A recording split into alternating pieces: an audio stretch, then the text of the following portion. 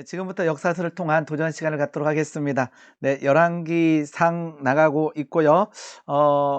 네, 상황이 좋지만은 않지만 그럼에도 불구하고 하나님께서 언젠가는 이 상황을 모두 정리해 주실 줄 믿습니다. 상황에 눌리지 않고 굴하지 않고 승리하는 주의 백성이 되기를 소망합니다. 네, 생각해 보기는 이러한 질문을 던지면서 시작해 보고자 합니다. 만약에 우리 지금 열왕기 상을 배우고 있으니까 우리 솔로몬에 대해서 부정적인 내용을 말할 때에 어떤 생각이 드시나요? 그러니까 설교 가운데도 마찬가지죠.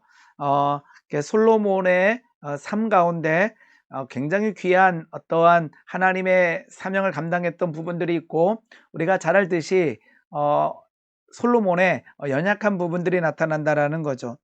이러한 생각을 할 수가 있겠어요. 어떻게 하나님께서 세운 왕을 비판하는가라는 생각을 할 수가 있겠고, 더 중요한 것은 저는 요 생각인 것 같아요. 하나님께서 솔로몬처럼 무너질 수 있고 연약할 수 있는 자를 택해서 하나님의 일을 하게 하신다라고 하는 거죠. 여기 실은 굉장히 중요한 관점인 것 같습니다. 예를 들면 하나님께서 어떠한 A라는 사람을 목회자로 세우셨어요. 목회자로 부름받고 안수를 받았지만 이 목회자에게는 하나님께서 주신 달란트가 있는 반면에 분명한 부분은 연약함이 있다라는 거죠. 우리는 연약함을 볼 때에 우리는 중보하며 기도해 줘야 될 줄 믿습니다. 더 중요한 것은 무엇이냐 그러면 이 연약함으로 인해서 우리가 무너뜨리는 것이 아니라 이 연약함을 볼 때마다 하나님께서 와 저러한 연약한 A라는 목회자를 쓰시네 라고 하나님을 하나님을 찬양하면 어떨까 생각해 본다라는 거죠. 즉 우리가 성경의 인물들을 바라볼 때 실은 긍정적인 측면만 볼 필요는 없어요. 왜요? 하나님께서 그렇다면 다 숨겨놨겠죠. 다윗이 연약했던 것들, 아브라함이 연약했던 것들 다 숨겨놨어야 됐죠. 그럼에도 불구하고 하나님께서는 성경에 아브라함의 연약함, 요셉의 연약함, 그 다음에 뭐 다윗의 연약함, 솔로몬의 연약함들을 다 기록해 놓으셨어요. 그 말은 하나님께서 그 연약함을 알고 계심에도 불구하고 그들을 통해서 하나님의 나라와 하나님의 의를 위하여 일하신다라는 거죠. 자, 우리가 우리 스스로 하나님께서 주신 달란트를 볼 수 있습니다. 그럼에도 불구하고 하나님의 일을 하는 가운데 우리의 연약함들이 많이 나타난다라는 거죠. 그때마다 감사하면 어떨까요? 그것을 숨기는 것이 아니라 감사하는 거죠. 하나님, 저와 같이 이러한 연약한 자를 사용하여 주심을 감사합니다. 그러면서 그 연약함이 내 힘과 내 능으로 고쳐지지 않을 때에 우리는 실은 사도 바울의 고백처럼 될 수밖에 없겠죠. 사도 바울은 로마서 7장에서 공고한 사람이라고 고백하게 되잖아요. 오라 나는 공고한 사람이로다. 이 사망의 몸에서 누가 나를 건져내랴.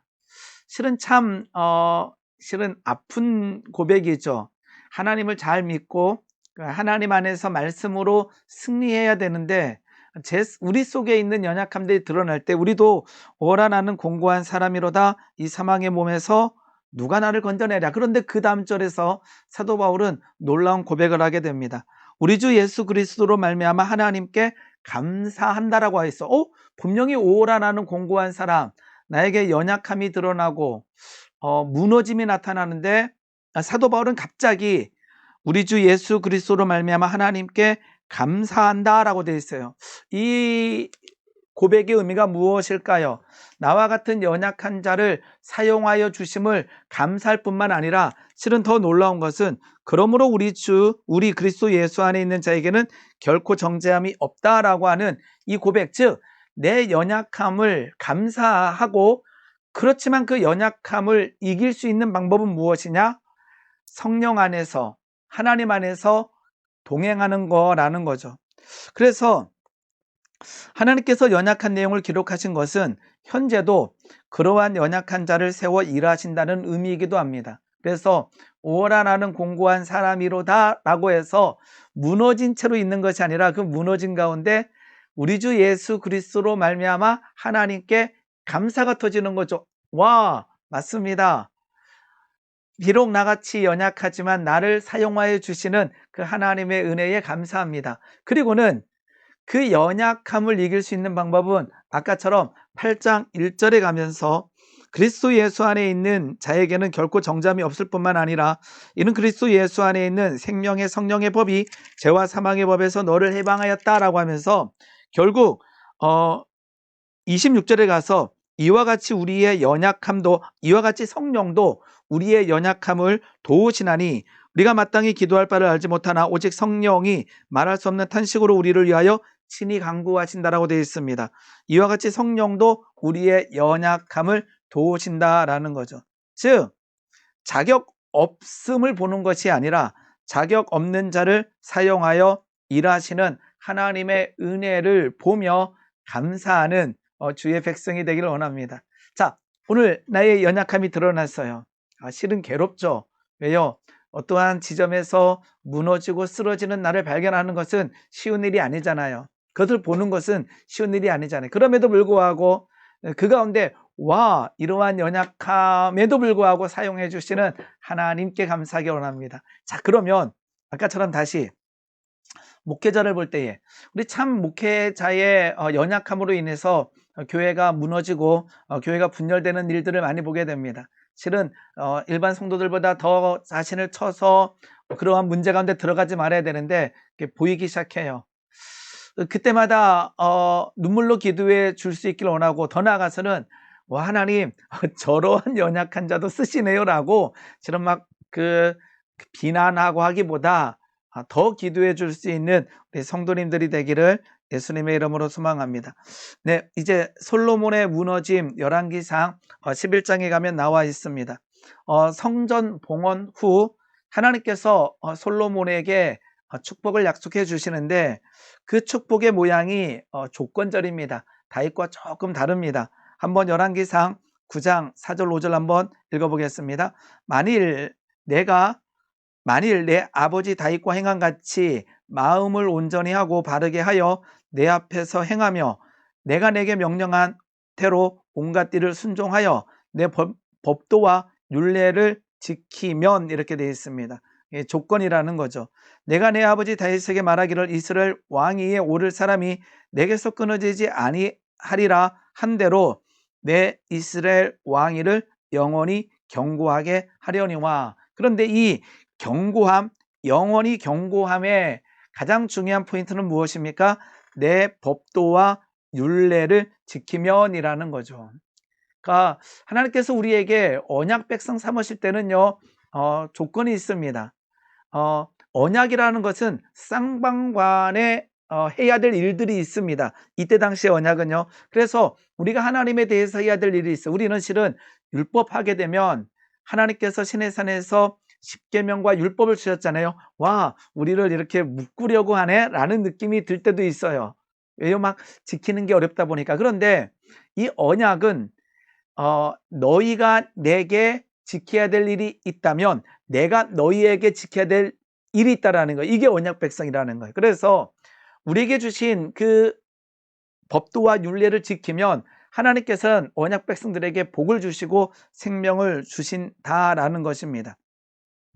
자, 솔로몬이 이제 분별했던 내용들이 실은 11장 가기 전에도요, 중간중간 기록되어 있습니다. 열왕기상 3장 1절 보게 되면 솔로몬이 예굽의 왕 바로와 더불어 혼인관계를 맺어.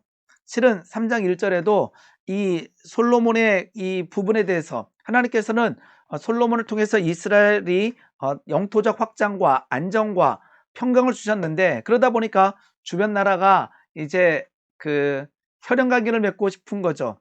왜냐 그러면 그래야만 정략 결혼을 해야만 우리가 공격당하지 않기 때문에. 그러니까 예굽의 왕이 정략 결혼을 신청했다라고 하는 것은 솔로몬의 힘이 강성했다라고 하는 의미지요. 그럼에도 불구하고 분별해야 됐던 일 중에 하나입니다.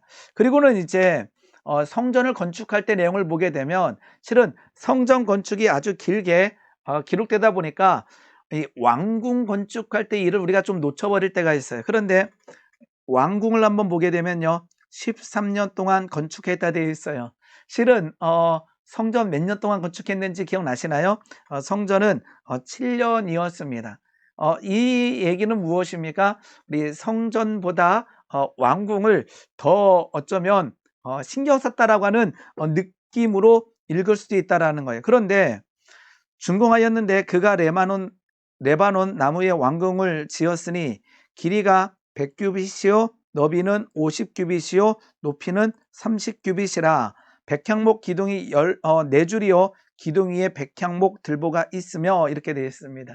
실은 우리가 잘 기억나지 않겠지만 성전의 크기가 실은 성경에 기록되어 있습니다. 성전의 크기는요 길이가 60규빗, 그 다음에 너비가 20규빗, 높이가 30규빗입니다. 그런데 왕궁은 길이가 100규빗, 그 다음에 너비가 50규빗, 높이가 30규빗. 그러니까 높이는 동일했다라는 거죠. 그런데 길이와 너비에서 이렇게 차이 난다라는 것을 아시겠죠?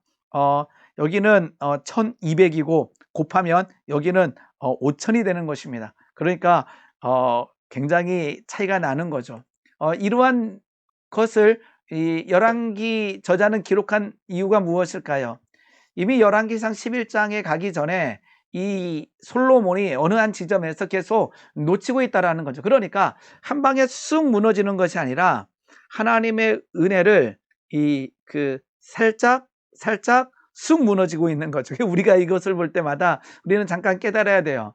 우리가 열왕기상 11장에 가서 한 방에 무너진 것이 아니라 중간중간에 분별하고 깨달아야 될, 돌이켜야 할 지점들이 분명히 있다라는 겁니다. 그러면 가장 커다란 문제는 무엇일까요? 솔로몬에게. 아까처럼 솔로몬의 무너짐의 가장 큰 거는 율법을 지키지 않았다라는 점입니다. 신명기 17장 15절에서 17절 말씀 보게 되면 반드시 내 하나님 여호와께서 택하신 자를 내 위에 왕으로 세울 것이요. 이게 무슨 말이냐면요, 하나님께서 이미 가나안 땅에 들어가시기 전에 이스라엘 백성들이 그 땅에 가서 보게 되면 이들이 왕을 원하실 거다라는 것을 아셨어요. 그러면서 이제 모세를 통해서 남겨놓은 거죠. 이스라엘 백성들이 가나안 땅에 들어가서 이웃 나라들처럼 왕을 세우고자 할 때에 반드시 여호와께서 택하신 자, 내 하나님 여호와께서 택하신 자, 솔로몬은 여기는 문제가 없죠. 하나님께서 택하셨기 때문에 내 위에 왕으로 세울 것이요, 내 위에 왕을 세우려면 내 형제 중에서 한 사람을 할 것이요, 외국인으로 세우지 말라라는 것입니다. 문제가 없습니다. 그런데 형제 아닌 타국인을 내 위에 세우지 말 것이요, 여기서부터 이제 그는 병마를 많이 두지 말 것이요. 이스라엘 왕이 해야 될, 지켜야 될 하나님의 명령 중에 하나가 병마를 많이 두지 말 것이요, 병마를 많이 얻으려고 그 백성을 애굽으로 돌아가게 하지 말 것이니 이는 여호와께서 너희에게 이르시기를 너희가 이후에는 그 길로 다시 돌아가지 말 것이라 하셨습니다. 두지 말아야 될 것, 병마가 나옵니다. 두 번째, 그에게 뭐를? 결혼하지 말라가 아니라 아내를 많이 두지 말라. 그래서 그의 마음이 미혹되게 하지 말 것이라. 즉 하나님께서 병마를 많이 두지 마라, 아내를 많이 두지 마라. 왜? 아내는 그의 마음이 미혹될 수 있다라는 거죠. 그 다음에 자기를 위하여 은금을 많이 쌓지 마라. 요 세 가지, 병마, 아내, 은금, 이것은 하나님께서 약간 제지한 거죠. 병마를 많이 두지 마라, 아내를 많이 두어 미혹되지 마라, 은금을, 자기를 위하여 은금을 많이 쌓지 마라, 이렇게 돼 있어요. 그런데 열왕기상을 읽다 보게 되면 병마, 아내, 은금이 다 나오면서 여기서 솔로몬은 다 무너지게 됩니다. 병마, 외양간이 4만 개였고요, 마병이 12,000명, 병거가 1400대, 이렇게 성경에 기록되어 있습니다. 그리고 이제 열왕기상 11장에 가서 후궁 700명, 첩 300명, 이렇게 되어 있습니다. 열왕기상 11장 3절 말씀 보게 되면 아까처럼 신명기에서 하나님께서 말씀하신 그대로 이루어지고 있다라는 거죠. 11장 3절 말씀 잠깐 보겠습니다. 왕은 후궁이 700명이요 첩은 300명이라 그의 여인들이 왕의 마음을 돌아서게 하였더라. 이렇게 되어 있습니다. 그 다음 절, 솔로몬의 나이가 많을 때에 그의 여인들이 그의 마음을 돌려, 이렇게 마음을 돌리다라고 하는 표현이 있어요. 그 다음에 돌려 다른 신들을 따르게 하였으므로 왕의 마음이 그의 아버지 다윗의 마음과 같지 아니하여 그의 하나님 여호와 앞에 온전하지 못하였으니, 이렇게 되어 있다라는 거죠. 어디에서? 아내에서 무너지게 됩니다. 그리고 은금도 이렇게 되어 있습니다. 수집하였다 되어 있어요. 아까처럼 무역상으로부터 은금을 수집하였다. 10장 15절 말씀 보게 되면, 그리고 흔하였다 이렇게 기록되어 있습니다. 즉 솔로몬이 실은 11장에 가서만 무너진 것이 아니라 그 이전부터 하나님의 말씀과 계명을 지키지 아니하는 모습들이 성경 중간 곳곳에 기록되어 있다라는 것입니다. 결국 이제 11장 6절에 가서 솔로몬이 여호와의 눈에서 뭐를 행하여? 악을 행하여 그의 아버지 다윗이 여호와를 온전히 따름같이 따르지 아니하고, 이렇게 되어 있습니다. 다윗도 역시 아까처럼 우리가 밧세바를 범하고 실은 우리아를 죽게 하는 실수를 범했지만 하나님께서는 온전히 따랐다로 표현되어 있습니다. 그런데 솔로몬은 여호와 눈앞에서 악을 행했다. 그리고 우리가 놓치기 쉬운 부분 중에 하나가 세금을 징수했는데 그 세금의 양이 666달란트라고 10장 14절에 기록되어 있습니다. 제가 한번 읽어보겠습니다.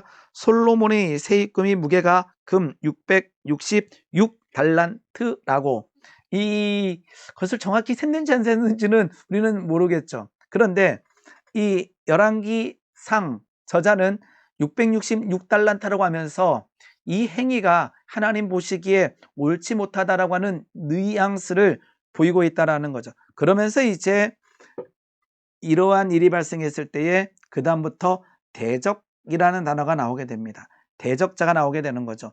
에돔 사람 하닷이 대적이 되고 또 엘리야다의 아들 르손이 솔로몬의 대적이 돼서 이때부터 이제 이스라엘이 평강을 누리는 것이 아니라 전쟁 가운데 들어가고 있다라는 것입니다. 즉 솔로몬은 축복 후에 이제 무너지는 모습이 나오게 됩니다.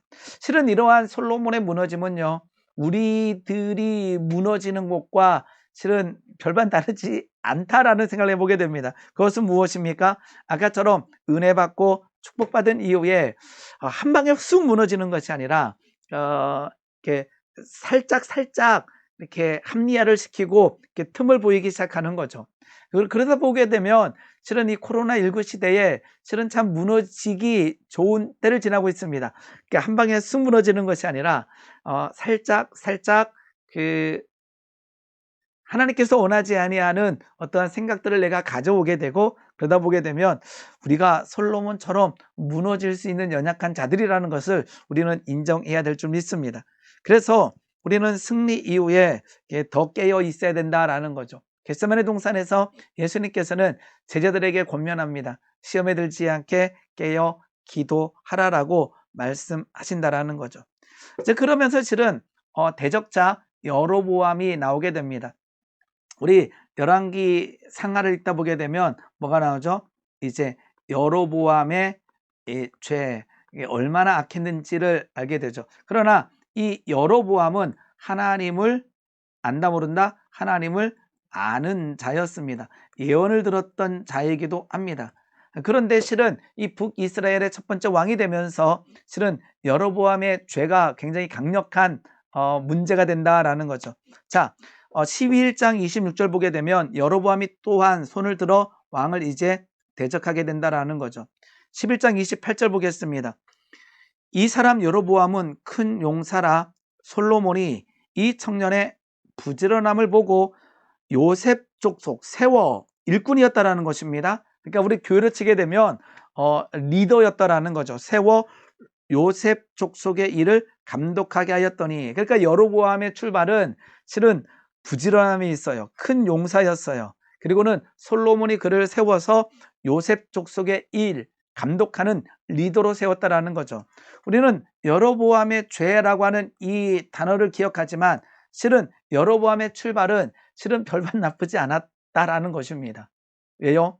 큰 용사였고 부지런했고 세움을 받았고 리더가 됐어요. 그런데 솔로몬을 대적하기 시작합니다. 아까처럼 그 하나님의 일하심을 보지 못하고 하나님께서 그 연약한 자들을 들어 사용하시는 그 하나님의 은혜를 보지 못하고 내가 해야 된다라고 하는 생각이 들어가기 시작합니다. 그리고는요, 아까처럼 여로보암은 하나님을 아는 자였고 예언자를 통해서 예언을 듣게 됩니다. 그게 바로 아히야라고 하는 예언자입니다. 11장 31절 보게 되면 여로보암에게 이르되, 즉 예언자가 여로보암에게 이르되 너는 10조각을 가지라. 이게 뭡니까? 10지파를 주겠다라는 것입니다. 이스라엘 하나님 여호와의 말씀이 내가 이 나라를 솔로몬의 손에서 찢어 빼앗아 10지파를 내게 주겠다라고 예언자를 통해서 이제 예언의 말씀을 들었던 사람이 바로 여로보암 왕이기도 합니다. 근데 이렇게 예언을 듣고 왕이 됐던 여로보암은 철저하게 하나님의 말씀을 지키지 않게 된다라는 거죠. 그러니까 솔로몬이 여로보암을 죽이려 하는 시도를 하지만 예굽으로 도망가게 됩니다. 여기서도 이렇게 보이죠. 아까 열왕기상 3장 1절에서는 바로의 딸과 정략 결혼을 했지만 지금 예굽조차도 누구를 이제 솔로몬을 도와주지 않는다라는 거죠. 자, 솔로몬이 여로보암을 죽이려고 했어요. 여로보암이 예굽으로 도망갔다면 지금 솔로몬과 예굽 간의 관계가 좋다면 예굽에서 그 여로보암을 잡아서 추방시키고 잡아서 솔로몬에게 넘기겠지요. 그런데 이 솔로몬과 어디와 예굽 사이에 약간의 어떠한 긴장감이 넘친다라고 하는 의미로 읽으시면 됩니다. 결국 이제 솔로몬이 죽게 되고 이제 르호보암이 왕으로 세워질 때에 예굽에서 여로보암이 돌아와서 이제 북이스라엘의 왕이 되게 됩니다. 이때 이제 남유다의 이제 그 솔로몬에 의해서 왕이 됐던 르호보암의 이야기를 잠깐만 보고 하겠습니다. 이제 왕이 될 때 백성들이 와서 이제 부탁을 하게 됩니다. 왕이 아버지가 우리에게 시킨 고역과 매운 무거운 멍에, 이거 실은요 우리가 솔로몬을 너무 이렇게 좁게만 평가하다 보게 되면 요 말 자체를 실은 이스라엘 백성들이 거짓말한다라는 느낌으로 들지만 아까 세금이 666달란트를 할 정도로 이 성전을 지우고 왕궁을 지을 때에 20년이라고 하는 세월이 지났잖아요. 그렇기 때문에 그들에게는 엄청난 이 고역과 멍해가 있을 수밖에 없었어요. 세금도 많이 냈어야 됐고요. 육체적 노역도 감당해야 됐기 때문에 그들은 실은 굉장히 힘들었어요. 그것을 뭐하게 해달라? 가볍게 해달라.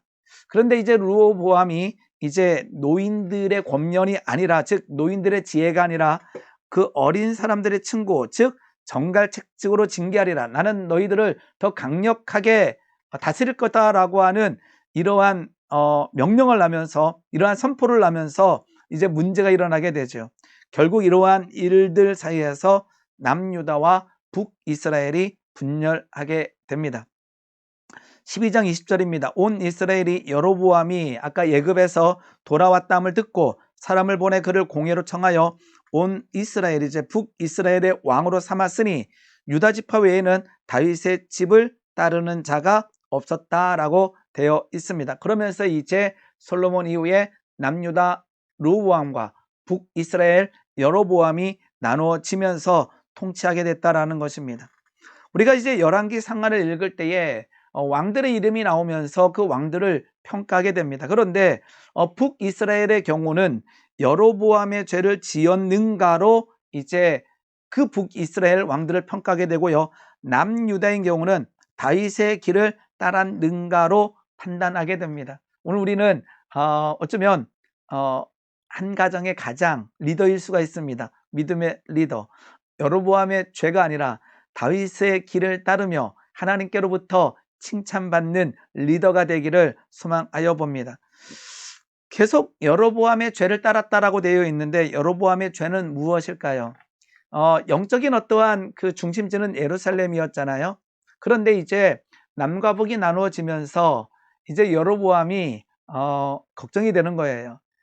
이 북이스라엘 백성들이 제사 지내러 예루살렘으로 갔다가 다 마음이 뺏기면 어떡할까라고 하는 이 염려 때문에 이제 남쪽에 있는 베델과 가장 북쪽 끝에 있는 단에다가 금송아지를 만들게 됩니다. 제단을 만들게 되죠.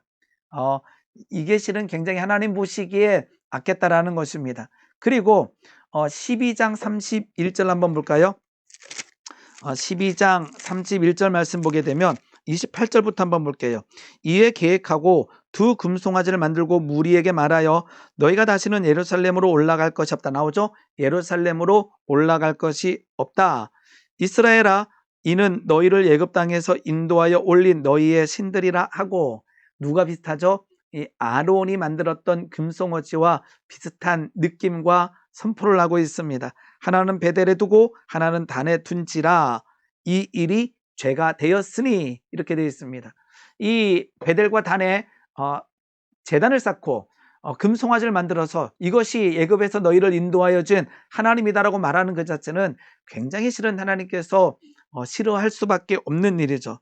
그러면서 31절 보게 되면 그가 또 산당들을 짓고, 이것도 죄입니다. 산당들을 짓고 레위 자손이 아닌 보통 백성으로 제사장을 삼고, 레위 족속이 아닌 보통 사람으로 제사장을 삼은 일도 하나님 보시기에 좋지 않았죠.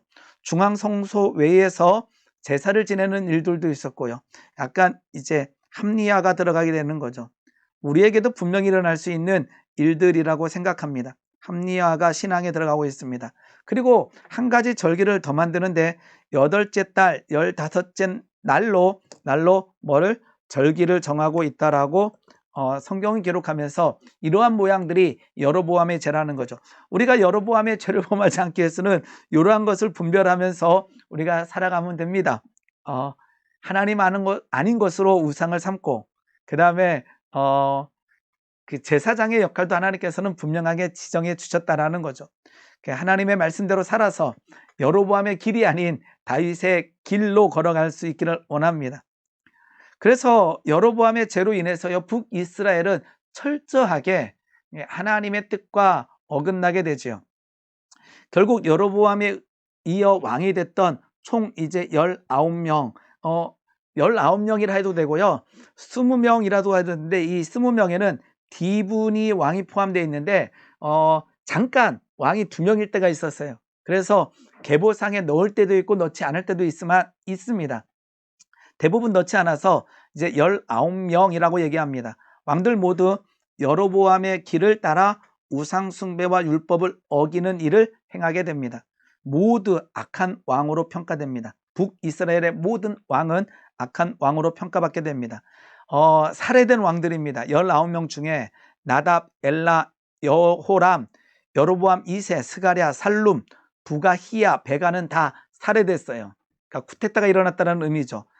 시므이 왕은 자살하게 됩니다. 그리고는 가장 짧은 기간 동안에 왕이 됐던 사람도 시므이인데 7일 동안 왕을 하게 됩니다. 그 와중에 가장 긍정적인 평가를 받을 만한 왕은 누구냐 그러면요, 예후가 있습니다. 예후는 이제 나중에 한 번 더 보겠지만 엘리사가 기름을 붓게 되죠. 실은 성경을 잘 읽어보게 되면 엘리야에게 하나님께서는 예후에게 기름을 부으라 그랬는데, 결국 엘리사가 예후에게 기름을 부어 왕이 되게 됩니다. 그런데 그 예후의 사명은 이제 아합왕과 뭐 이제 그 이세벨 그리고 그 가족들을 진멸하는 것에서는 충성되게 했지만 결국 약간 무너지는 모습이 예후에게도 보이게 됩니다. 이러한 모습에서 어떠한 왕의 정치들을 보게 되는데요, 이 정치란 무엇입니까? 내 힘과 내 능이 아니라 오직 하나님께 맡긴다라는 거죠. 그렇지 않을 때는 항상 여로보암의 길을 걷게 되고 무너지게 된다라는 거예요. 왕이 됐지만 이 살해당한 이 삶과 가정은 얼마나 피폐됐겠습니까? 그렇기 때문에 우리가 우리의 가정, 나를 다스릴 때 항상 하나님의 뜻과 하나님의 방법으로 걸어갈 수 있기를 소망합니다. 무너짐의 시대에는요, 하나님께서 일하십니다. 누구를 통해서? 왕이 무너졌기 때문에 그 왕에게 하나님의 말씀을 선포하는 이제 예언자들이 이제 열왕기 상하 그 시대에 나오게 된다라는 거죠. 무너지는 시대에는 누구를? 예언자를 세워서 다시 하나님께서 일하십니다. 10명의 예언자가 열왕기에 나오게 되는데요. 하나님의 사람, 하나님의 종으로 기록되어 있습니다. 우리가 잘 아는 엘리야와 엘리사가 대표적입니다. 왕들이나 지도자들을 대상으로 하나님의 말씀을 선포하는 사명을 감당합니다. 그러니까 실은 쉬운 일이 아니죠. 하나님의 말씀을 들었지만 누구에게? 왕에게 하나님의 말씀을 특별히 이렇게 듣기 싫어하는 말씀들을 전해야 된다는 것은 쉬운 일은 아니었습니다. 그래서 당연히 그들의 삶은 힘겨운 길일 수밖에 없었습니다. 자, 특히 이 북이스라엘 왕조 중에 가장 악했던 시대는 이제 오므리, 아합, 아하시아, 여호람으로 이어지는 이 오므리 왕조 때인데요. 통치 기간이 40년입니다. 그런데 오므리에 대해서는요, 성경 몇 절 기록하지 않아요. 그런데 이때 이 기간 동안에 활동했던 선지자가 바로 예언자가 엘리야와 엘리사인데 성경이 엄청난 양을 이렇게 쓰고 있다라는 거예요. 열왕기 분량의 한 3분의 1이 전부 엘리야와 엘리사와 관련된 이야기입니다. 이 말은 무엇입니까? 11 왕의 이야기지만 하나님께서는 이 왕에게 선포하는 예언자들의 이야기를 다루면서 누구? 하나님께서 일하심을 나타내고 있다라는 거죠. 그러니까 왕이 포인트가 아니라 하나님께서 일하심이 나타나고 있다라는 것입니다. 즉 하나님의 마음을 이 오므리 왕조 때에 사명을 감당했던 엘리야와 엘리사를 통해서도 알 수 있다라는 것입니다. 자, 우리가 잘 아는 엘리야는 열왕기 상에 기록되어 있습니다. 아합과 엘리야, 아합은 악한 왕으로 여로보암의 죄를 가볍게 여겼다고 되어 있습니다. 그리고 시돈의 왕딸이었던 이세벨과 결혼하고 이제 바알 신전을 건축하게 됩니다. 아주 악한 왕입니다. 왜냐 그러면 여로보암의 죄를 가볍게 여긴 왕이기 때문입니다. 바알과 아세라의 사제자 즉 제사장은 850명이나 있었습니다. 바알 선지자 450, 아세라 선지자 400명. 그 갈멜산에서 죽임당했던 선지자들은 이 850명이 아니라 바알을 섬겼던 450명의 제사장들이었습니다. 엘리야의 선포로 인해서 그 땅에 엄청난 가뭄이 일어나는 이야기들이 기록되어 있고요. 우리가 잘 아는 갈멜산에서 영적인 전쟁을 하게 되고 바알을 섬기는 450명의 그 사제들을 다 죽이는 엄청난 일들이 갈멜산에서 엘리야를 통해서 이루어지게 됩니다. 무너진 제단의 수축과 함께 불이 임하는 은혜, 그리고는 450명의 바알 선지자를 처형하게 되고 비가 내리는 이야기들이 성경 열왕기상 이제 18장을 기점으로 해서 쭉 기록되어 있습니다. 이 말씀은 무엇일까요? 아무리 아합 왕이 왕인 척 하더라도 그 왕은 진짜가 아니라 진짜 왕은, 진짜 신은 하나님이심, 특별히 폭풍과 비의 신이었던 바알을 철저하게 무너뜨리는 이야기가 기록되어 있습니다. 그리고 이제 열왕기상 21장의 말씀을 보게 되면 나봇 이야기가 들어있는데요. 오늘 실은 새벽 예배 시간에 화요일입니다. 오늘 새벽 예배 시간에 오늘 열왕기상 21장을 봤는데요. 혹시나 나봇 이야기가 궁금하다면 한번 말씀을 한번 듣는 것도 괜찮겠습니다. 그 후에 이러한 이 일이 있으니라. 이스라엘 사람 나봇에게 이스라엘에 포도원이 있는데 사마리아 왕 아합의 왕궁에서 가깝더니 아합이 나봇에게 말해 이르되 내 포도원이 내 왕궁 곁에 가까이 있으니 내게 주어 채소밭을 삼게 하라. 내가 그 대신에 그보다 더 아름다운 포도원을 내게 줄 것이요 만일 내가 좋게 여기면 그 값을 돈으로 주리라. 나봇이 아합에게 말하되 내 조상의 유산을 왕에게 주기를 여호와께서 금하실지로다. 이 이후에 이제 아합이 근심하며 밥도 먹지 아니하는 굉장히 많이 삐지는 모습이 성경에 기록되어 있습니다. 그리고는 이제 이세벨이 계략을 써서 이제 이 나봇을 죽여버리고 이 포도원을 취하게 되죠.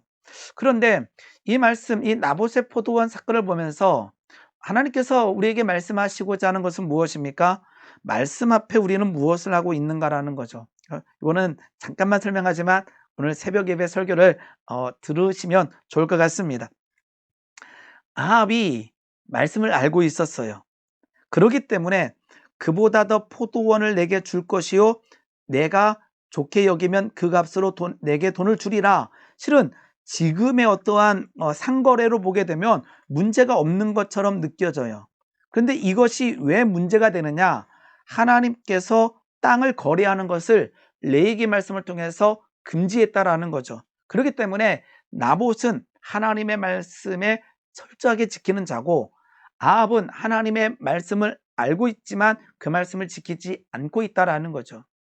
그래서 이 나봇은 그 하나님의 말씀 지키다가 결국은 죽임을 당하게 됐다라는 거죠. 이세벨 역시 마찬가지입니다.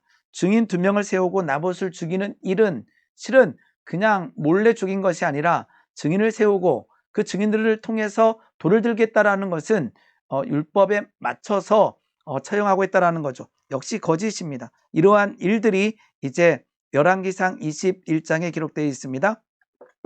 이제 열왕기상 22장에 가서는요, 이제 마지막입니다. 마지막에 미가야 선지자가 나오게 되는데요. 이제 그 전체적인 내용은요, 아합과 이제 그때 당시에 남유다의 왕은 여호사밧 왕이었는데 동맹군을 결성하여 길르앗 라못을 되찾으려고 합니다. 그런데 이제 여호사밧이 제안을 하게 되죠. 야, 아합 왕이시오. 우리가 이 전쟁을 하는데 이게 하나님의 뜻인지 아닌지 좀 예언자들을 불러서 확인 좀 해봅시다 라고 했을 때에 400명이라고 하는 예언자가 옵니다. 근데 이때 당시에 수도 없이 많은 하나님의 예언자들은 다 죽임을 당하고 있었거든요. 근데 어디서 이 400명이 나왔을까요? 아마도 성경에는 기록되어 있지 않습니다. 아마도 이거는 이제 가정하는 거예요. 아마도 그 아까 아세라 선지자 400이었잖아요. 바알 선지자 450이었고 바알 선지자는 갈멜산에서 죽임을 당했다면 이 아세라를 섬기던 400명이 아니었을까? 이거는 가정 한번 해보게 됩니다. 근데 이들은 전부 긍정적인 답변을 하게 되죠. 그런데 이제 미가야 선지자가 와서 자신이 참관한 하늘 궁정의 회의를 바탕으로 부정적인 답변을 하게 됩니다. 하나님이 아합을 죽이기 위해 거짓말하는 영을 보내 속였다라고 말하게 됩니다. 결국 이 미가야의 예언대로 아합은 전쟁터에서 죽임을 당하게 됩니다. 이게 이제 열왕기상 22장에 기록되어 있는 내용들입니다. 오늘 말씀을 우리가 열왕기상을 쭉 보면서 우리가 깨달을 것은 무엇입니까? 솔로몬처럼 말년에 그러하지 말아야지. 우리가 은혜를 살며시 잃어버리다가 쑥 꺼지는 것이 아니라 살며시 더 성화되어가는 주의 백성이 되기를 원합니다. 그리고 여로보암의 길이 아니라 아합의 길이 아니라 이들 모두 하나님을 알았고 하나님의 율법을 알았던 자였고 특히 주변에 예언자들도 있었지만 지키지 못했던 모양새들이 있다라는 거죠. 우리의 인생에서 우리의 삶에서 아합과 아니면 여로보암의 길이 길처럼 되지 않기를 소망하면서 오늘 강의를 마치도록 하겠습니다. 네, 애쓰셨습니다. 감사합니다.